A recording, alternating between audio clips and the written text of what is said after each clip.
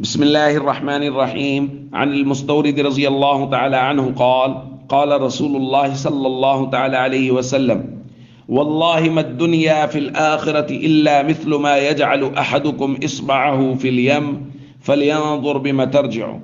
رواہ مسلم. نبی کریم صلی اللہ علیہ وسلم نے ارشاد فرمایا، اللہ کی قسم، آخرت کے مقابلے میں دنیا کی حیثیت اس سے زیادہ نہیں کہ جس طرح تم میں سے کوئی شخص اپنی ایک انگلی سمندر میں ڈالے پھر دیکھے کہ وہ انگلی اس میں سے کیا نکال کر لاتی ہے۔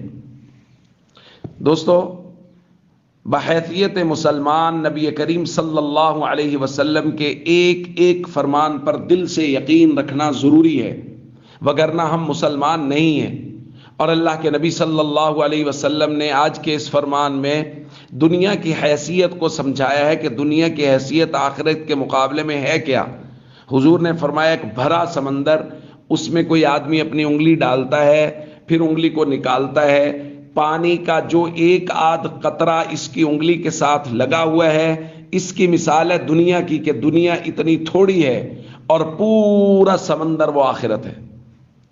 تو دوستو، ہمیں اس چھوٹی اور حقیر دنیا کے لیے ہمیشہ کی آخرت تباہ نہیں کرنی چاہیے۔